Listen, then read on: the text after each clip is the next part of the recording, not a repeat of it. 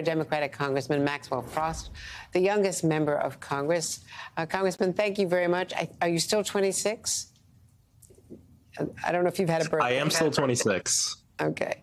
Well, just because we wanted to make sure we got that right and talk to you about your age group, but it's also older people because people are carrying student loan debt for decades, literally. We're hearing from the White House the fight is not over, but what can be done? Unlikely you would have the votes in the House and Senate to do this legislatively. Yeah, well, it's important for folks to know that this decision doesn't strike down the president's ability to do this in general. It strikes down the way he was doing it. And so there are other ways that, the administration can go about ensuring that he can forgive student loan debt. It is completely constitutional and within his authority.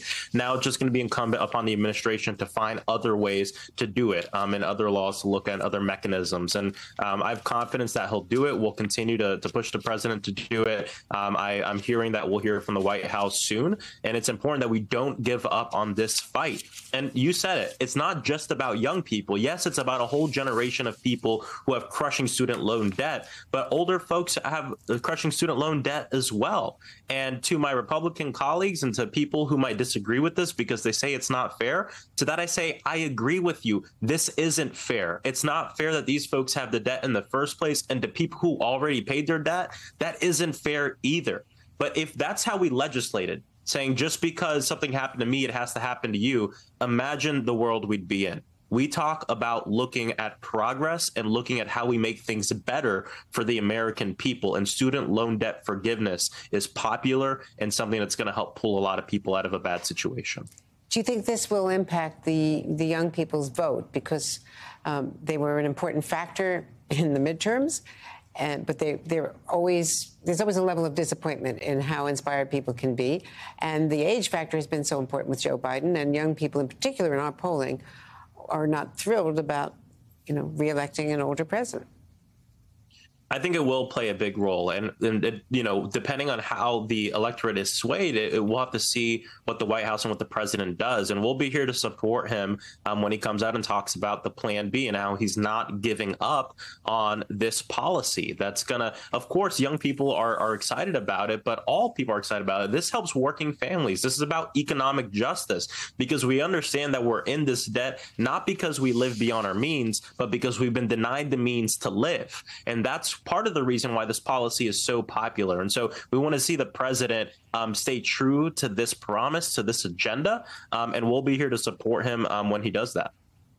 And what are your concerns, briefly, about the other case, which could have widespread implications for LGBTQ people, but also for other minorities in public accommodations down the road? I'm incredibly disheartened by what we've seen from the Supreme Court today, both student debt and as it relates to LGBTQ rights. And it's important people know that that decision was based on something that hasn't happened. It was based on a hypothetical that came from the mind of a bigoted lady who was in that case. And I think that itself also sets a very, very dangerous standard. How many more Supreme Court decisions will be based on something that hasn't happened yet? And so I think it's important. This is part of the reason why we need to call out this corrupt court and the fact that it's not working with the best interests of the American people in mind. This is part of the reason why elections are so important. So we can actually put justices on a court that are actually going to do their job in the right way and not be corrupt and be ethical. And we have not seen that from this court thus far. So we'll continue to fight. We're working on mobilizing folks, both on the affirmative action and on the two things that happened this morning. Folks can go to frostforcongress.com to stay up to date on that. But we have to continue to organize because this fight isn't over to protect student loan debt forgiveness. The president still has tools he can use, and we'll push to ensure that he uses them.